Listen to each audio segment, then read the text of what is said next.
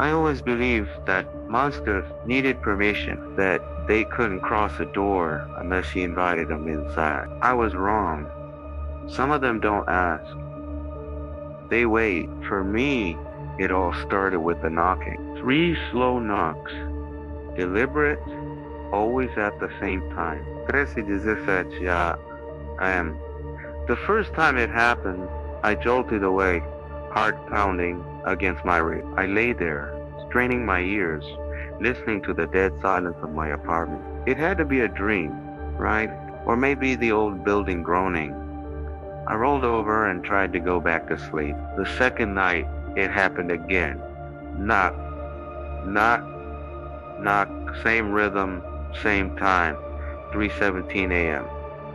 This time, I knew I wasn't dreaming. I got out of bed, crept to the front door, and held my breath. Nothing, just the faint hum of the city outside. No footsteps retreating down the hall. No sound at all. I told myself it was just some prankster, some kid with nothing better to do. No one visits anyone at that hour, especially not in this part of the city. People keep to themselves here. On the third night, when the knocks came, I was ready. I'd been lying awake, staring at the ceiling, watching the minutes on my phone tick by. 3:16. 3:17. Knock, knock, knock. I slipped out of bed, my feet silent on the cold floor. I tiptoed to the door and peered through the peephole. My blood ran cold. There was a man standing there. He was tall, unnaturally thin, like a stretched shadow. His clothes were dark and seemed to just hang off his bony frame. And he was still, too still. Not a twitch, not a single shift in his weight. He was just there, staring directly at my door. And he was smiling, but it wasn't a friendly smile. It was a wide, tight-lipped grin that didn't reach his eyes. His eyes were dark voids, completely devoid of emotion. My hand was shaking as I pressed my mouth close to the wood of the door. My voice came out as a strained whisper. "Who's there? What do you want?" His voice that came back was calm, even pleasant, like we were old friends catching up. And he said my name. Just my name. I had never seen this man before in my life. A cold dread, sharp and icy, seeped into my bones. "You have the wrong apartment," I managed to say, trying to sound firm. A low chuckle echoed through the door. It wasn't a sound of amusement. It was chilling, hollow. "No," he said, his voice as smooth as polished stone. "This is exactly where you live." Panic surged through me. I stumbled back from the door, my heart hammering a frantic rhythm against my chest. I didn't open it. I wouldn't. I spun around ready to grab my phone and call the police, but my eyes landed on a dark pane of my kitchen window, which reflected the living room behind me like a black mirror. And I saw him. He was standing right behind me. The same tall, thin man. The same horrifying smile. I screamed and whipped back around. The living room was empty. I lunged for the front door, fumbled with the locks, and threw it open. The hallway was completely empty. There was no one there. Not a sound, but the knocking had stopped. After that night, things changed. A creeping unease settled over my apartment. A permanent chill that had nothing to do with the temperature. I started waking up exhausted, feeling like I hadn't slept at all. My body aching with a deep, weary pain. My mirrors felt wrong. Every time I looked into one, I felt like something was looking back from just beyond my own reflection. A flicker of movement in the corner of my eye.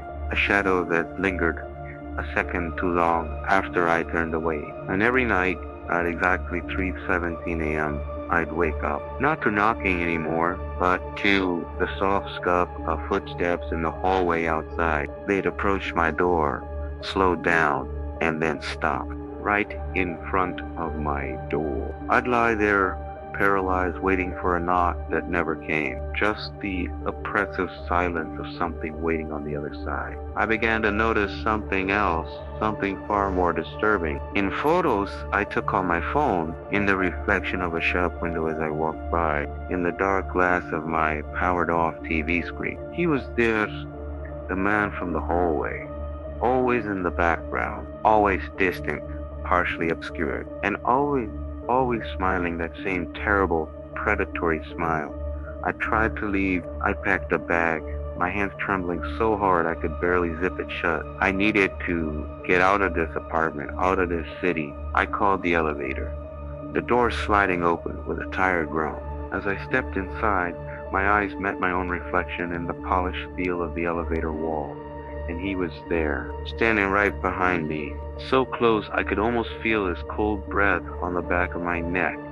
I spun around, a cry caught in my throat. The elevator was empty, but as I looked back at the reflection, I noticed something that made my stomach drop. He had no reflection. There was only me, and behind me, empty space where he should have been. Only his smile hung in the air, a disembodied crescent of malice. I stumbled back into my apartment and slammed the door. My escape plan shattered. He wasn't just outside anymore. He could follow me. I stopped sleeping. Sleep was no longer a refuge. It was a trap. Because every time I closed my eyes, I didn't dream of peaceful things. I dreamed of open doors, wide gaping doorways leading into absolute darkness, and I dreamed of empty bodies, human-shaped shells, hollowed out, their eyes wide and vacant. I'd wake up gasping for air, drenched in a cold sweat. The images burned into my mind. For weeks, my life was a waking nightmare. I avoided mirrors, taping them over with newspaper. I kept the lights on 24/7. I played music constantly to drown out the silence, to drown out the sound of my own frantic heartbeat. But I knew I was just delaying the inevitable. Last night, it returned, the knocking, 3 slow, deliberate knocks. But this chimney, it wasn't coming from the hallway. It came from inside my bedroom. I was lying in bed, my eyes squeezed shut, pretending to be asleep. Knock, knock, knock. It was coming from my closet door. I didn't open my eyes. I didn't move a muscle. I prayed for it to go away. Then I heard his voice. It was a whisper right next to my ear. Cool and simple. You don't have to lie to me anymore. Now my front door stands wide open. I don't remember opening it.